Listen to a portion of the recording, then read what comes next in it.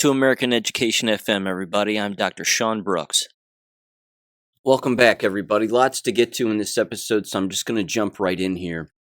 Of course, one of the stories that was bouncing around just the other day had to do with a high school student who had 6 feet approximately of quote-unquote blood clots taken out of his legs, or at least one leg. And as we know, that's not possible unless a person has taken these shots. And this is ramping up, and the enemy's message about these shots, including flu shots, is ramping up.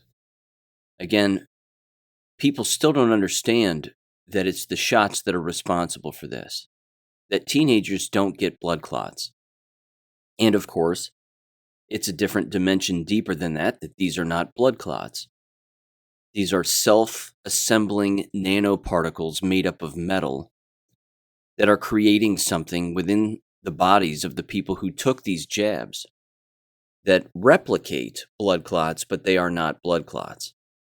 So I wanted to mention that one right off the top here, and again, without reading through it, because it doesn't really require reading into it much deeper than what I just said, but there are a variety of first-hand accounts here of what's going on and how sick a number of people are getting. This first post I want to read here, and this again comes from our Louisiana educator who has been a guest on this show, anonymously, of course. And they shot me a text message the other day, and I asked them if I could read it on the show, and they said, absolutely, go for it. Because again, this is the kind of on-the-ground information that is remarkably valuable. And we need to share this kind of information. Again, you've heard me say this, but we have to really get in tune with our observational skills, and we need to sharpen our observational skills, without a doubt. I think, of course, one of the ways to do that is to turn off the television, turn off the radio.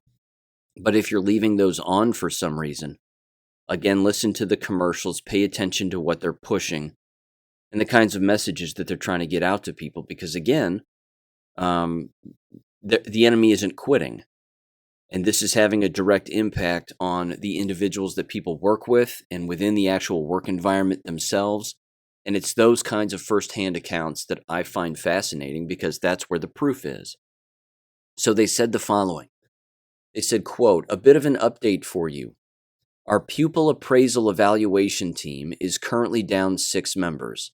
Just real quick, just to interject here before I keep going with this.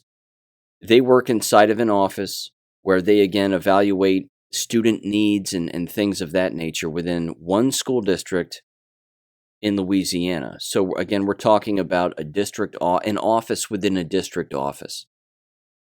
So I'll start that over. It says, "A bit of an update for you. Our pupil appraisal evaluation team is currently down 6 members. 3 have retired, and 3 have just resigned to do other things. So we are extremely short-handed. There's an overload of regular education students needing evaluations due to a host of new academic needs. And that's not counting all of the 3 to 5-year-old children who are coming for evaluations because of speech-language delays and sensory issues. Since lockdowns and masking, our numbers for this age group with these needs have doubled. In addition to all of that, we have another team member, coworker, who is out on extended sick leave.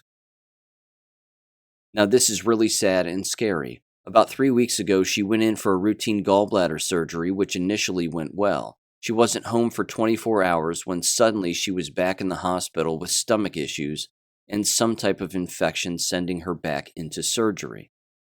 Today, I've learned that she now has shingles and that it's really bad around her eye and face. I know for a fact that she was jabbed, and I'd bet she was more than likely boosted, quote unquote.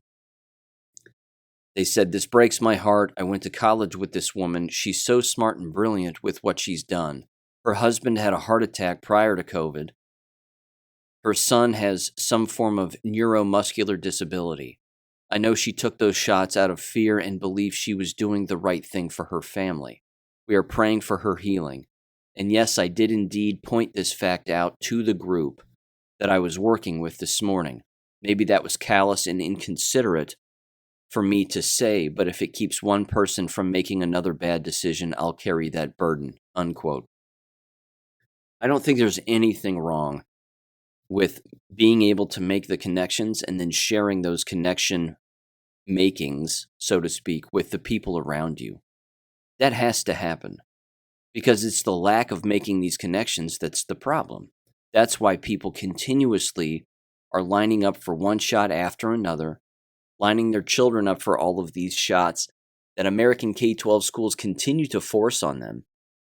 Unless, of course, you fill out an exemption, which anybody can fill those out for your children if you're still sending them to American K-12 schools or universities, and I recommend you do that. Or, on top of that, the flu shots, which frankly leads me to this. This was something, actually, before I mentioned the flu shot thing, which shouldn't surprise you because I've brought that up on numerous occasions, and as you know, I publicly spoke about that in a school board meeting over a year ago. I said, you take one of these flu shots, you're finished. But someone on Gab hit me up with this, and they said, teacher here in New Zealand, I can tell you that all of my students and their families' immune systems have disappeared. 5 to 10 students away sick every single day out of a class of 38-ish. People just keep getting sick, unquote. Again, this isn't surprising to us. We know what's going on. Here's another post again from just the other day on one of the Chan boards. It says, not sure anyone here needs to hear about it, but don't take any vaccine or flu for any other reason ever. It says the COVID jabs and boosters destroy the immune system. So when they take the flu jab, which contains actual influenza virus, not entirely true, it's just poison, it says their bodies won't be able to fight off the infection and it'll be lights out. Yes, it certainly will be. Again, they've convinced people that cramming needles into your body is the only way that you can maintain some level of health because strangers on television tell you so. It blows me away that people are continuously believing this. And I want to play Rochelle Walensky here from the CDC. She's clearly been spending some time in the sun this summer. She's darker than usual. And you need to hear the hypocrisy in this statement that she makes. She says quite literally, and I'm quoting her, "There's no way to know how bad a flu season is going to be, but we're hearing potential for it to be a severe season." These people are so insane, and they have the enemy's gun to the back of their head that if they don't flat out state these messages, regardless of how stupid they sound, then they're going to be plucked and removed. I mean, Anthony Fauci's usefulness is now gone, which in my estimation is why he's decided to retire and leave in December. December is going to be the height of individuals getting sick, without a doubt. Yes, it will continue month after month after month, but he's outlasted his usefulness. His handlers and the enemy and the people who pull the strings and fund these organizations know that that's the case with Anthony Fauci, which is why he's gone. He's not serving any public purpose anymore. And I'll play his audio in a minute too. But first, here's Rochelle Walensky and her infinite wisdom on jabbing people as much as humanly possible, including with flu shots. In addition to COVID, I want to ask you about the flu, because the flu season this year is projected to be brutal. And the American Academy of Pediatrics urged parents just yesterday that kids may need more than one flu shot. I wonder if you agree with that assessment. What is your advice to parents of kids who are 9 and younger? So certainly there's no way to know how bad a flu season's going to be, but we are hearing potential for it to be a severe season, and we would encourage vaccines. So if you're over the age of 65, you want to go ahead and get your high-dose vaccine. We have flu vaccines for those over the age of 6 months old. We are encouraging people to go ahead and get their flu vaccine. And importantly, what I will say is that you can get your flu vaccine and your COVID vaccine at the same time. We have nearly half 500,000 people from studies last year that have demonstrated that if you get them at the same time, you sacrifice nothing in terms of either safety or effectiveness. Dr. Rochelle Walensky, thank you so much. Appreciate your time today. Every word she said is a lie. Every single word she said is a lie. More than one flu shot in a year? You shouldn't take any of them ever, let alone 2 in a year. And then, of course, this magical age restriction for only 9 and under. What's that about? What does that have anything to do with anything? And then you can take the flu shot with your COVID shot. And we have over 500,000 people that did that last year without a single problem, a single adverse reaction or whatever. That's a lie. People are dead. They're dead. That's the adverse reaction. These, ladies and gentlemen, they're not quitting. They're just not going to quit. The closer we get to November, with the election, December, and the months ahead, they're going to keep blaming this on variants. They're going to blame it now on the flu. You just heard it right there. Even when she was contradicting herself, it doesn't matter. They're going to blame this on one invisible thing after the other. They're not going to take any blame because they're psychopaths. And that's just the way that it is. With every passing month, this is going to get worse. So my recommendation is this. I can't think of a better time, as perhaps juvenile as this may sound to some. I don't view it that way. This is an archiving of history that needs to be done here. I would recommend that people keep some kind of a journal as to what they're witnessing and what's going on.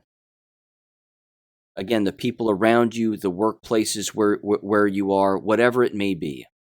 It could be something as small as, today I heard this conversation between these two people and they were casually talking about how they're going to get a flu shot and they can't wait to get their flu shot because they don't want to get sick again.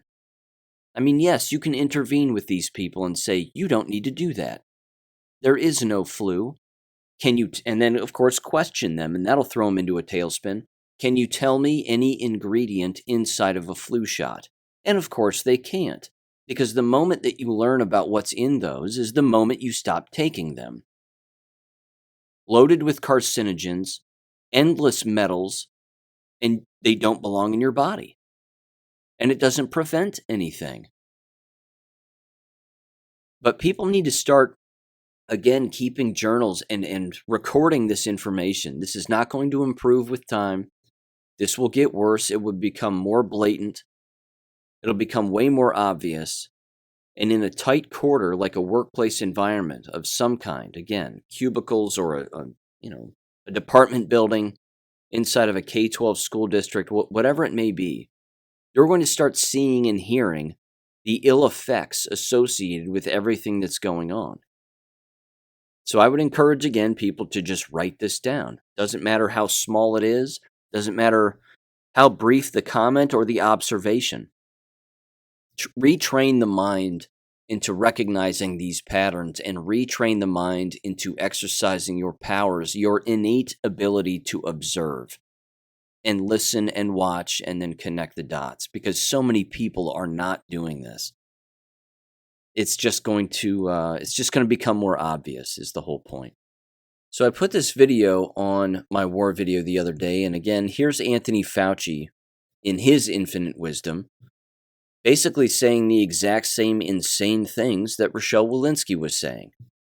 It is becoming increasingly clear that looking forward with the COVID-19 pandemic, in the absence of a dramatically different variant, we likely are moving towards a path with a vaccination cadence similar to that of the annual influenza vaccine, with annual updated COVID-19 shots matched to the currently circulating strains for most of the population. What's painfully obvious is that Anthony Fauci is reading something. He's been given something to read. No way he wrote this. Someone handed this to him, emailed this to him, something. And they said, you're going to read this. Because again, That's insane. Now, were they black hats that wrote this? Was it white hats who wrote it? Who wrote this? I have no idea. I really have no idea. But he's suggesting a COVID shot every year. People will do this. They won't be alive long enough to do it, but they will do it. Because now they're trying to, again, normalize this and this mRNA, DNA snapping poison into the exact same thing that the flu shot is, which is its own poison by itself. You've heard me comment in the past about how unprecedented not only all of this is, which goes without saying because it's a kill program, but how back in the beginning of 2021, they were saying, well, you need to wait at least 6+ weeks or even months before you receive your second shot from your first shot, that there needs to be a length of time in between those two. That was done to basically see if you would die or not between the first shot and the second shot, which we know many people did, and that continues to be the case. But for the first time ever then, they scrapped all of that without saying why. And in the beginning of the school year of 2021, the colleges and universities all over the United States said, you need to have at least your first shot by October and then your second shot by November, less than 4 weeks later. So again, what was this length of time in between shot business? What was all of that about? As I just said, it was basically designed to see who would live and who would die between that time. And then someone would record it or, whatever. But now, they not only want you to take a COVID shot and a flu shot at the same time, and that's not going to be a bad thing, but they want you to take a COVID shot every single year along with flu shots. How more obvious can this possibly get?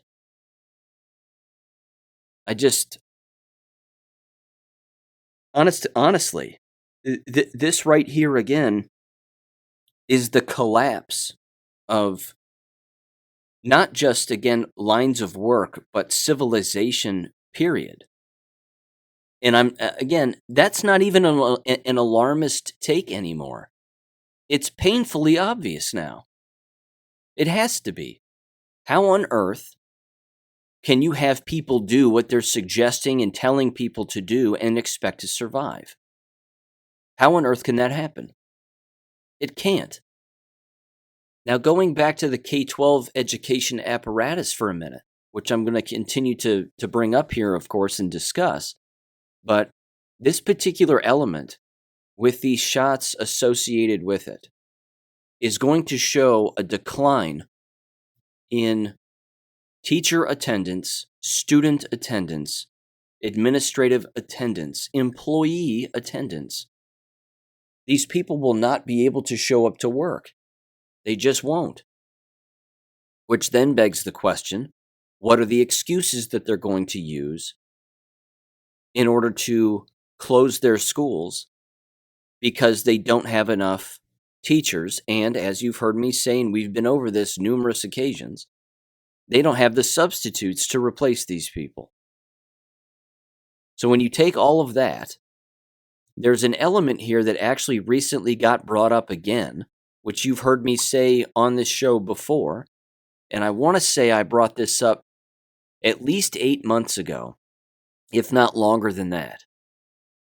I mean, all of this is starting to meld together and become so fluid that I'm losing track of time as to when I brought up particular things in the past and when I haven't. But you may recall that I brought up the business of computer hacking and ransomware attacks as being an excuse as to why K-12 schools would close their doors, either temporarily or for a length of time. They would say, well, we don't have any internet and we have, our internet system has come under attack and there's no way for us to implement grades and take attendance online because, again, they do everything online and believe they have to do everything online. That, too, is part of the hive mind mentality that has gotten teachers away from actually writing something down on a piece of paper with a pencil. Heaven forbid they actually go out and buy a grade book online and write something down in pencil or pen. Same thing is true with any kind of a lesson that they, deliver in a classroom. That if we don't have a computer hooked up to a projector, we can't possibly teach anybody anything. This is nuts, but this is what they've gotten people to actually believe. The problem is that a lot of people cannot wrap their heads around the simple fact that a school district would lie about a computer ransomware attack, or our servers are down and we're in the process of fixing it. I mean, they would actually lie about this because they've done it before to cover for the fact that their employees are sick, dying, and dead. This will be an excuse going forward. You will hear of this again. These quote-unquote ransomware attacks. I'm not saying that they don't happen, but most ransomware people, or again, blackmailers and the hackers and the entire apparatus, most of them aren't concerned with American K-12 schools. They're really not hacking these people and saying, or even threatening to hack, which of course is what ransomware is. We're going to hack you unless you pay us X amount of money. This doesn't typically happen in American K-12 school districts. Ransomware attackers know that they're not equipped. School districts aren't equipped to pay, let alone fix the problem. If they were really to drop some massive virus on an entire system. I'm not saying it hasn't happened. I'm just saying that the likelihood of it happening is slim. But you heard me bring up on the show, again, last school year, that colleges and universities were experiencing both avenues of this particular subject. They were really experiencing it, and then it was clearly being faked by many. The smallest colleges, gosh darn, what was the name of the one school that I brought up? Well, it slipped my mind, but it was a small college. And they said, well, we have a ransomware attack, and this is why we have to close our doors permanently. This is why we have to cease to exist permanently. No, that wasn't it. You forced the shots on all of your employees. You forced the shots on all your students, and no one showed up anymore. Well, why didn't they show up? Because they were sick and they were dead. So they used a ransomware attack as their excuse. Well, so this invisible force over here threatened us that if we didn't give them X amount of money, then they would hit us with some kind of virus, and that's what happened, and well, we just can't fix it anymore, so, we have to close our doors forever. I don't buy it. I just don't buy it. But this is one of those things, again, that is going to ramp up as being a massive excuse, and that's exactly what it is. It's an excuse. So again, the reason that I'm bringing up the ransomware attack thing again is because this just hit iHeartRadio's news feed apparently just the other day. And it's titled, FBI DHS warns that ransomware attacks against schools are rising. Are they?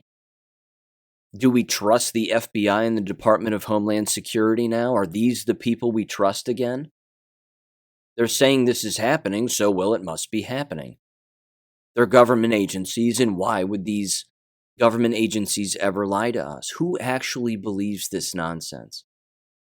K-12 institutions may seem as particularly lucrative targets due to the amount of sensitive data and student data accessible through school systems of their managed service providers. The agency said that Vice Society, a new ransomware group, is disproportionately targeting the education sector. If you know who it is, then why don't you just go get them?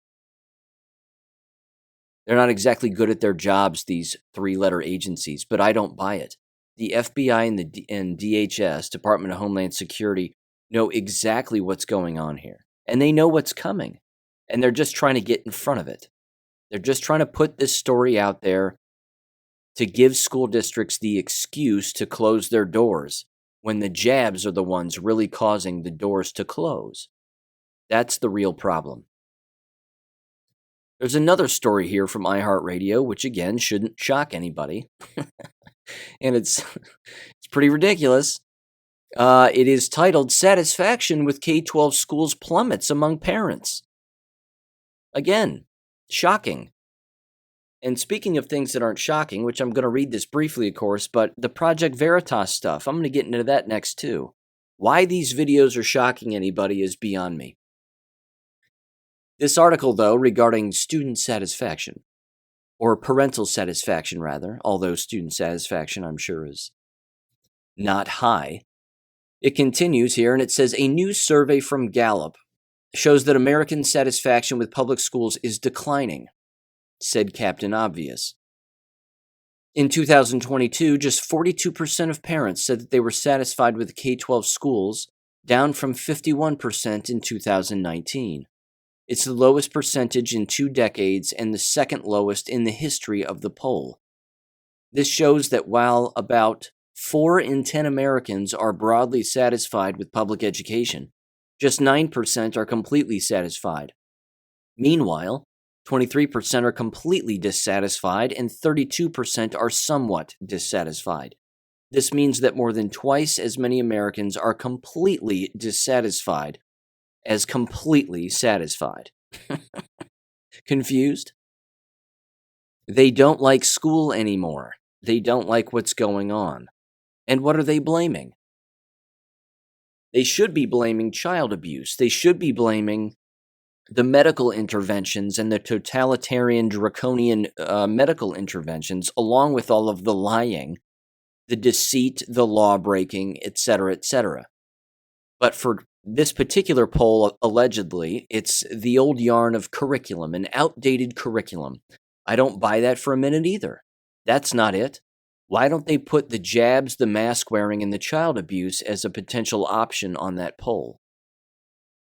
It says, quote, this year, Gallup tried to understand why parents were not satisfied with their children's education and asked them to state their reasons for being dissatisfied. A majority of parents noted that they were concerned with the rigor of the curriculum in schools.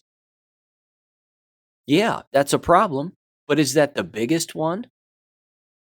Having Timmy and Sally wear a mask and then a face shield on top of that mask to only tape the mask underneath the face shield to their actual skin because that mask kept falling off, while spraying them with disinfectant in the eyeballs, and then yelling at them and isolating them for not doing the previous things that I just mentioned.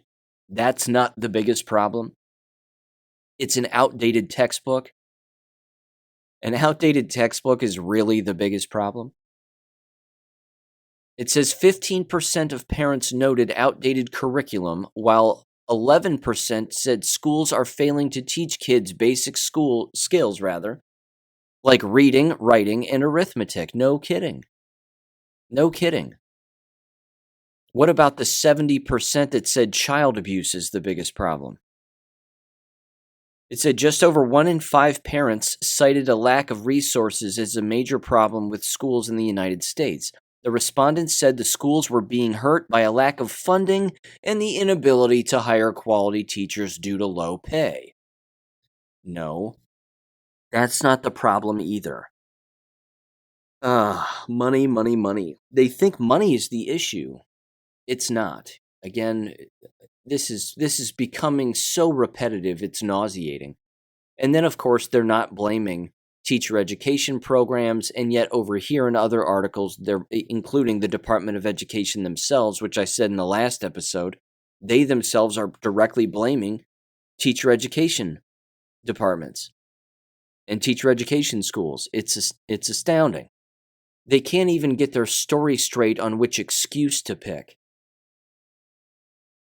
It says the poll found that 17% of parents believed that political agendas are being forced on their children, with 3% voicing concerns about critical race theory being taught in the classroom. Only 3%? Sounds like a bad poll to me. It just sounds like bad questions. In fact, I have the questions here, or certainly the categories. The reasons, as it were, for Americans' dissatisfaction with K-12 education in the United States from Gallup themselves. There are different categories here, and it has them listed this way. The first category is curriculum educational approach. The second category is lack of resources.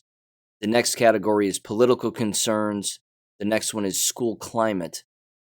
And the next one is other, which includes response to COVID situation, homeschooling, lack of teaching, all wrapped into one. Now, those should all be separate. It says need for involvement, input from parents, too much government interference, and other. Don't even know what other means. But that was the largest in the other category, was the excuse of other. Again, this seems like a very bad poll. They don't want to get down to the specifics. But here's what curriculum educational approach was listed as, and 15% was at the top. This goes from top to bottom, the most to the least, in descending order here. Poor, outdated curriculum was 15%. Quality of education is poor, outranked by other countries, 12%. Lack of teaching basics, reading, writing, arithmetic, 11%. Not learning life skills, 9%. History not being taught / real history, good for them, 4%. Well, that shows you how little they know. Too much emphasis on standardized testing and grades, 3%. Methodology, the way teachers teach on computers, too much, 3%. Lack of preparedness for workforce, trade, career path, more tech ed, 2%. Students not taught to think critically, 2%. Students not challenged, not pushed to their capabilities, 2%. Not taught basic civics, 1%. Again, this is so embarrassing. This is so embarrassing because the percentages and the answers that are being provided by the people taking the poll and being polled is indicative of their own lack of knowledge on things like civics and history and knowing the truth about these things. The next one says no child left behind agenda, 1%. And then need to teach more science, they didn't categorize it. So the net total was curriculum and educational approach was 65% of the concern, so to speak. And then lack of resources, unequal access opportunities for low-income students / racism, 8%. Lack of funding resources, 6%. Teacher pay salaries low, underpaid, 4%. Not enough quality teachers, undereducated, 4%. Lack of teachers, unsatisfied, too much turnover, 4%. Schools are overcrowded, teachers overworked, large class sizes, 2%. That made up 28% of the respondents. And then political concerns, political agendas being taught, 10%, too much transgender, gender issues, sex education agenda, 4%, critical race theory agenda, 3%. That made up a total of 17%. School climate, lack of care, empathy for students, proper attention, support, one-on-one education, 6%. I think school climate should almost be at the very top. Little discipline with students, low accountability by teachers and students, 3%. Schools are not safe, fighting violence, bullying, 2%. Seems rather low, doesn't it? Given the Uvalde hoax and all these other hoaxes? Weird. Why is that only 2%? It's almost like people know it's not real. Teachers not allowed to teach, not supported enough, 1%, for a net total of 12%. And then I went through the other category already. It's just a weak survey because it's not getting to the crux of the issue. I, of course, have brought up the real reasons why people are dissatisfied and why these institutions are crumbling, but Gallup can't seem to figure it out yet. And this brings me really to the next thing, which has to do with the Project Veritas stuff. I put a post on Gab the other day on my Gab page, and I said something to the tune of course, being sarcastic and trying to joke around with it, but I said, breaking news, a gay New York K12 assistant principal doesn't want to hire conservatives. In other news, water is wet. And then I suggested something to Project Veritas. I basically said, look, why don't you start talking with Go back to finding whistleblowers. They do that very well. This undercover video stuff, yeah, it can work sometimes, and I'm sure it wakes up someone. It doesn't wake us up, because those of you who listen to this show know that that's not new. But I simply suggested that they go back to the whistleblower stuff. Go back to finding K-12 school administrators and K-12 school teachers who were coerced to wear masks, bullied in the workplace, coerced to take jabs, bullied in the workplace for not doing so, and then lost their jobs as a result. These people are everywhere. Cicely from New Mexico is one example. She's been on the show. She specifically brought that up, walked away from the business. She was cut loose by the school district to only have the school district come back and beg her to return. Think about that. That's jacked up. Why doesn't Project Veritas cover that? That seems more relevant with what's going on today, rather than the low-hanging fruit of a hard left-wing K-12 administrator basically admitting that they don't like conservatives. Again, this is not new. Water is wet, the sun is hot. That's it. Congratulations, Project Veritas. More low-hanging fruit. So I made that comment on Gab. And again, I would only bring this up because it highlights what people know and what they don't know. And it highlights how far they're willing to take something and see the larger picture at play here. And you've heard me mention this before, but again, this comment that the person made was indicative of that. They responded to it and they said, hey, take it easy. And I'm paraphrasing here, of course, but their response to my post there, where I even posted the video of the most recent assistant administrator in New York, which again, shouldn't surprise anybody that they would behave that way. But they replied and they said, parents and local community members need to take back their school boards. That old yarn. Sort of that old stereotypical saying. I mean, it's a billboard phrase. Take back your school boards. You've heard me mention, it doesn't matter the political persuasion of the individuals that take back school boards, so to speak, take back in finger quotes, because you still have to follow state law. So you could pack it with all conservatives. Won't matter. It won't matter. You still have to follow state law. There's very small things that can be done.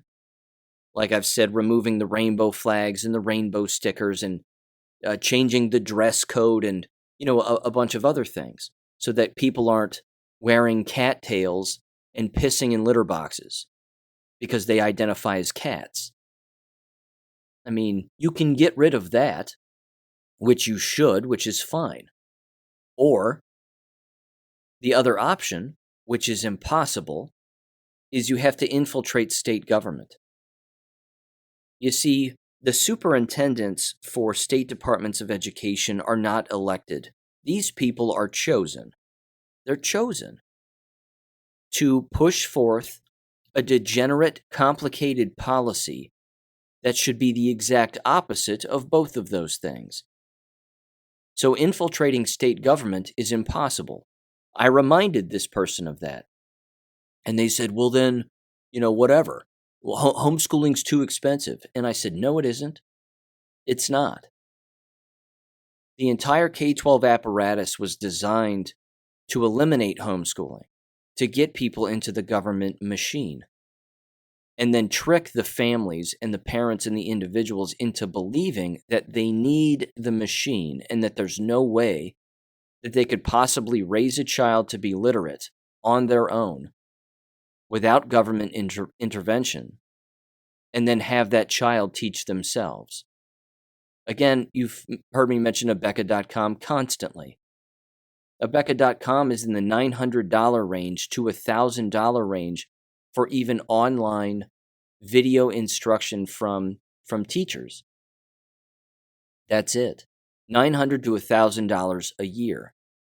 People can afford that if they change what they're currently buying and the money that they're maybe wasting on this, that, or the other, and they simply redirect it toward their child and the safety and health and well-being and education of their child. So it's too expensive. That's an excuse. That's just a lowball, lack of intellect excuse that a person would use. That's not true. That's just not true. And then, of course, you reuse that curriculum. You re-enroll your child and you can reuse that curriculum for your younger children. So, great. I mean, theoretically, you're talking about less than, approximately $12,000 total worth of instruction that just gets reused over and over again for all of your children. In the grand scheme of things, that's not expensive.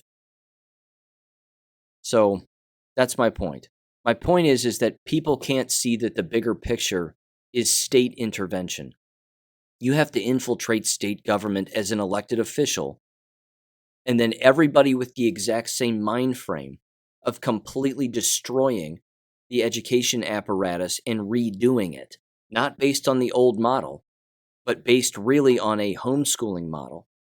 That requires changing state law. That also requires, of course, having a governor in place to sign off on the elimination of laws and the rebuilding of very simple laws that uncomplicate the entire issue. Does anybody think that's really going to happen? It's laughable. It's laughable. That isn't going to happen. If everybody's on the ladder of government, climbing up the side of the wall of education, the only way that you save yourself and your family and future generations, i.e. your children, is to step off of the ladder, kick the ladder over, and walk away. You don't even have to kick the ladder over. Let the other goons just consistently walk up and down it all they want. And I'm not saying that there aren't good private schools out there. I know that there are.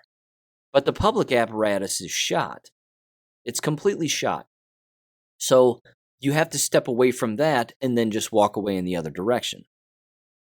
That's it. Because no one listening to this show is going to be a governor of their state.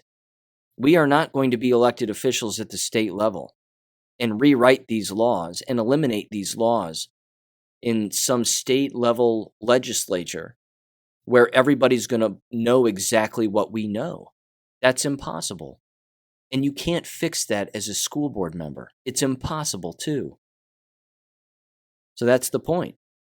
But unfortunately, people are still of that wavelength where they just believe that that's the way to fix all of these issues that plague American K-12 education. It is not. It just isn't. And that's not a defeatist approach. That needs to be mentioned. Maybe the tone of my voice sounds like it's defeatist. It isn't. It's a good thing.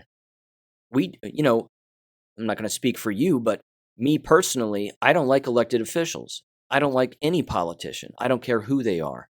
It takes a very specific mind frame and wavelength. I'd even go so far as to say a lack of education about government itself to even want to run for office. That's why we see individuals who are either parents or not parents running for school board who have never been in the education business at all on one end. And then on the other, you have individuals that have been in the business, but they tend to be hard left. So you have individuals, again, on one end that are driving the degenerate programs within these school districts, and on the other, they believe that because they're a parent of a child within the system, that they're going to fix the system because they're a caring parent. That's not the way that it works. Again, it sounds nice. It's a nice motive, but it's not realistic. That's just not going to fix the issue. And like I said, nobody here is going to be a governor of a state. So the point is that it isn't defeatist to bring up what's real, because what's real is leaving the government apparatus that is K-12 education. That's the solution. That's the only solution going forward here. As I said on Jesse James's podcast when he had me on, it's not this repetitive line of government saying that education is too big to fail. That just means they're going to keep throwing money at it because they don't want it to fail. But the fact is that education is too big and it is failing. And it's so big that it has to fail. And we have to let it fail. And the best way to do that is a lack of participation. Stand up, let the game board fly off of your back, and the game ends. That's the way that it has to go. But running for school board isn't going to fix it. And again, I don't know of a single conservative student or family that would be sending their children to a New York City school with a gay administrator who openly admits that that they don't hire conservatives. I mean, what conservative would attend such a school district? I don't know. But it's becoming harder and harder to find school districts that aren't perverse in some way. Again, whether that be an ideological standpoint, a curriculum standpoint, whatever it may be. It's next to impossible. This leads me, however, to this particular story, which, again, Jesse James tossed this my way, and I think this is interesting. Because, again, it is certainly an individual who lies on the spectrum of awakening, but this person is dead asleep. And this comes from the Huffington Post, which should tell you about all you need to know as to the political persuasion of this particular teacher. But they've decided to leave the business after 11 years, and then they write one of these long letters, allegedly, talking about why they're leaving. It's titled the following. It says, "After teaching for 11 years, I quit my job. Here's why your child's teacher might be next." Quote, "The broken system is breaking teachers faster than they can be replaced. This world has eroded my love of teaching beyond repair." Here's this particular teacher's solution to fixing this problem that is American K-12 education. And this is by Katie Nemchek, if I'm saying that right. Probably not, but that's the name of the school teacher. Apparently they have 2 young children. They've included a picture of them in this article. And one of them is wearing a mask, an N95 mask. And when I say children, I'm talking about toddlers.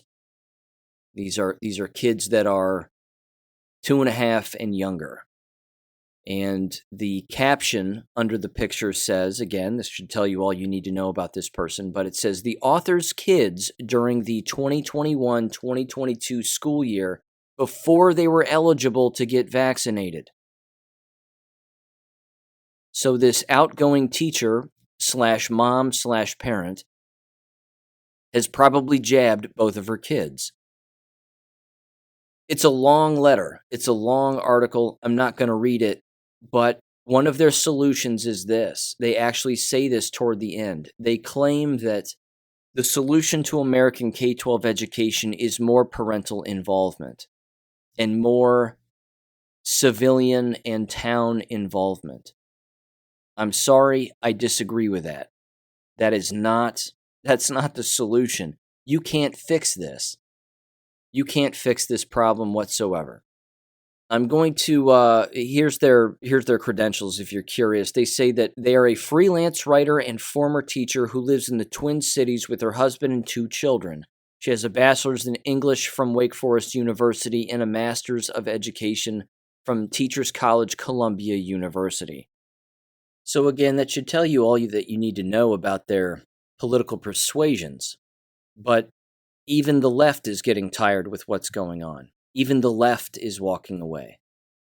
And this person is most assuredly a leftist.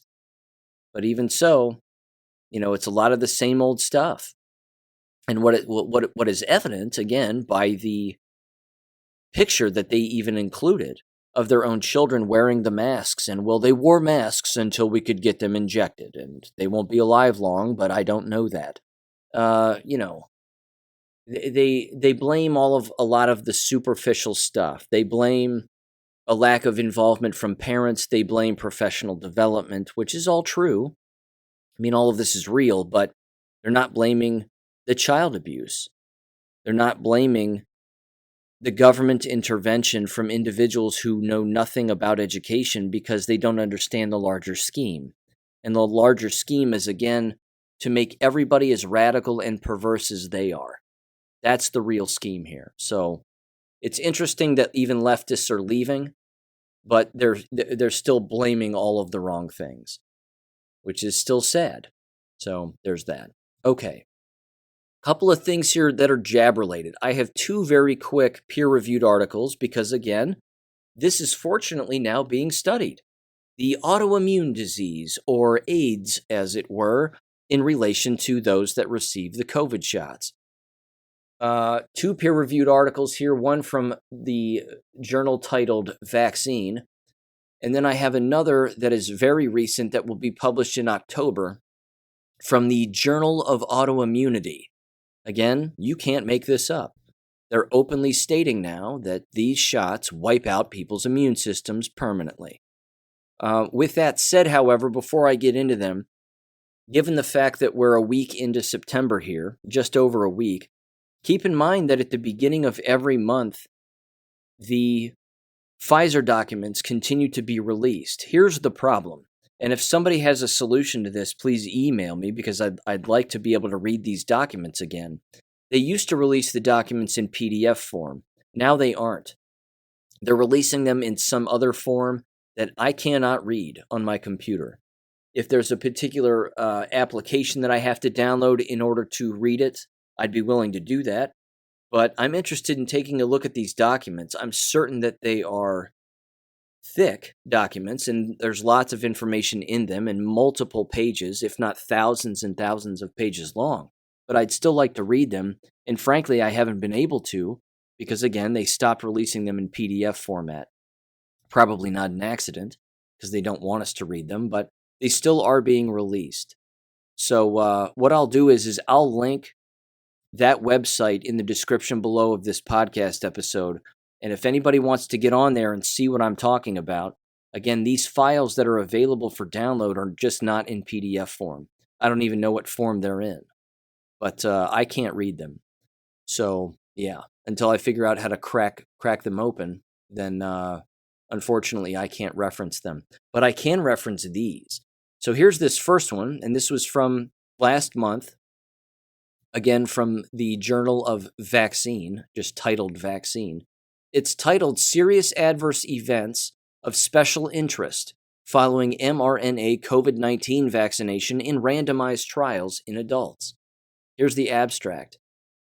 Introduction. In 2020, prior to COVID-19 vaccine rollout, the Brighton collaboration created a priority list endorsed by the World Health Organization of potential adverse events relevant to the COVID-19 vaccines. We adopted the Brighton collaboration list to evaluate serious adverse events of special interest observed in mRNA COVID-19 vaccine trials. It says the following methods. Secondary analysis of serious adverse events reported in the placebo-controlled Phase 3 randomized clinical trials of Pfizer and Moderna mRNA COVID-19 vaccines in adults, focusing analysis on Brighton collaboration adverse events of special interest. Whole lot of numbers, whole lot of percentages here. Let me get down to something else. Okay, discussion. And again, this is where it gets very vague. And I would say nefariously so. It says the excess risk of serious adverse events found in our study point to the need for formal harm-benefit analysis, particularly those that are stratified according to risk of serious COVID-19 outcomes. These analyses will require public release of participant-level data sets. So again, what they're saying is that they're killing people. We know that this is the case. We know that there are numerous adverse events related to this, and that these need to be released in order to be studied more. It's a nice blanket statement of saying it's killing people. Talk about it a little bit more. This next article, however, is a little more direct. And again, this is going to be published in October. this coming October in the Journal of Autoimmunity. It's titled the following: COVID-19 mRNA vaccine BNT162b2 induces autoantibodies against type 1 interferons in a healthy woman.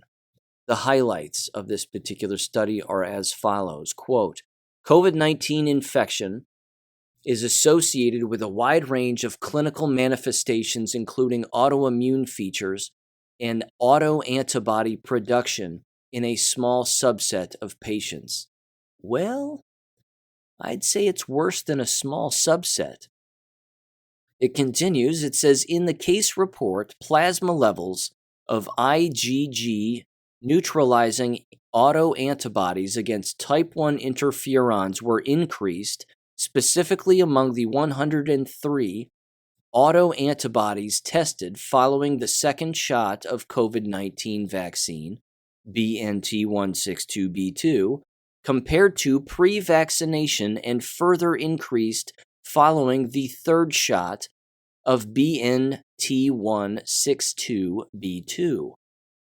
Translation: the more you take, the less of an immune system you have.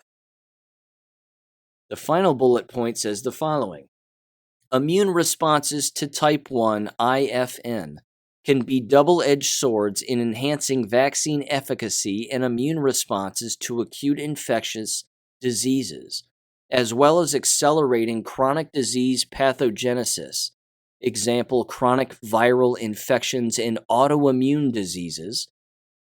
This case highlights the BNT162b2 induced neutralizing anti-type 1 interferon autoantibody production, which may affect immune functions in a small subset of general population and patients with some chronic diseases. No. Again, these, bless their hearts, these psychos that write these stories. They always, as you've heard me say, they always conclude with, well, it's some people that are getting ill, and it's some subsets of individuals that are receiving these ill effects or adverse reactions. And, well, some people are having their immune systems decline, if not be completely wiped out. It's some people. No, it's not some. It's everybody who took these shots. That's what's happening. I mean, that's it. That's what's happening. But they can't say that or else it won't get published. They can't reach a hard conclusion that says something like, don't do this, don't take these. If it's wiping out the immune systems of people, we don't recommend taking this. They're not going to say that because, again, it won't be published. And within this study, they do include some gnarly pictures of some serious-looking skin rashes. In fact, I'm going to put a bunch of photos related to that. Of course, no one's really interested in seeing this, but because it's disgusting. But I'm going to have those in the most recent war video here. They're not directly from this particular study; they're from other studies. But this is unavoidable. This is unavoidable. In fact, this particular research study had 16 references. 16. Which, again, is about half of what it would typically be, but this is something that's continuing to ramp up. Here's what I want to do just in closing for this episode. I want to read the titles of these referenced articles that these researchers used to justify their stance on this. I'm going to read them in descending order. The first article here is that is in the reference section is titled Autoimmune and Inflammatory Diseases Following COVID-19. And here's the rest. I'm just going to read them just in order. New onset autoimmune pneumonia post-COVID-19 vaccination. That was from 2021. The next one, autoantibodies against type 1 interferons in patients with life-threatening COVID-19. The next one, efficacy and safety of mRNA 1273 SARS-CoV-2 vaccine. Safety and efficacy of the BNT162b2 mRNA COVID-19 vaccine. The next one, cutaneous adverse events related to COVID-19 vaccines, a cross-sectional questionnaire-based study of 867 patients. Acute autoimmune-like hepatitis with atypical antimitochondrial antibody after mRNA COVID-19 vaccination, a novel clinical entity. Reactivation of IgA vasculitis after COVID-19 vaccination. Flare of rheumatoid arthritis after COVID-19 vaccination. 2-dose COVID-19 vaccination and possible arthritis flare among patients with rheumatoid arthritis in Hong Kong. Immunogenicity and safety of anti-SARS-CoV-2 mRNA vaccines with patients with chronic inflammatory conditions and immunosuppressive therapy in a monocentric cohort. There's just a few more. Mediated diseases, flares, or new onset disease in 27 subjects following the mRNA DNA SARS-CoV-2 vaccinations. The next one says nanoparticles enhance the efficacy of mRNA and protein subunit vaccines by inducing robust T follicular, helper cell, and humoral responses. 3 more. Innate immune control and regulation of influenza virus infections, type 1 FN system in the development of manifestations of SLE, and then type 1 interferon in chronic virus infection and cancer. That was the title of the last reference. These references are going to get bigger. They're going to get worse. And they're going to probably continue to skate around the issue as much as they have to. But this is the problem going forward here. So like I said at the beginning of the episode, I highly recommend keeping some kind of a journal moving forward. I mean, you can even use this episode to wake someone up and say, look, Sean just went through 2 peer-reviewed articles that are saying that this causes autoimmune conditions and wipes out your immune system. And oh, by the way, here's the titles of all of these research articles that are showing that that's exactly what it's doing. Because what it's doing is actually contradicting the mainstream narrative. See, once a person makes their way into these peer-reviewed articles, that's a big step in itself. Then you're going to see that it does not match whatsoever the mainstream narrative that you're hearing from the likes of Rochelle Walensky, Anthony Fauci, or anybody in the news or the media. But then there's another step that needs to be made, which leads people even more to the truth, which is that the references sections are very telling. And that it's not an accident that these researchers are glossing over their conclusions by saying, well, more needs to be done. There needs to be more that's studied on these issues. Because again, if they don't say that and they reach a hard conclusion, their studies won't get published. Even they have to play this game a little bit. But that's the most recent peer-reviewed articles right there, ladies and gentlemen. So let's get back to exercising our observational skills the best that we can. Let's keep some journals. Let's write some things down, and let's document what's happening here. We are well into the school year. This is going to be something that's going to need to be recorded, and just for future reference, this is something that I'm doing. But I'm using my Substack page, The American Classroom, as kind of one of those things. And again, I wrote a most recent Substack article. I highly recommend that you check it out. The Paradigms of Deceit is what it's called. And again, the mixed messages that are being sent and the false historic messages that are being sent when there's a major news event. And then, of course, who is it that's talking and who is it that's not talking about these shots? and what's really going on. Again, even among these so-called awake conservatives, they're not touching these shots and this jab genocide with a 10-foot pole. Many of them are not. Some of them are, like the Steve Kirsches of the world, who I know I've criticized in the past, as being a former liberal.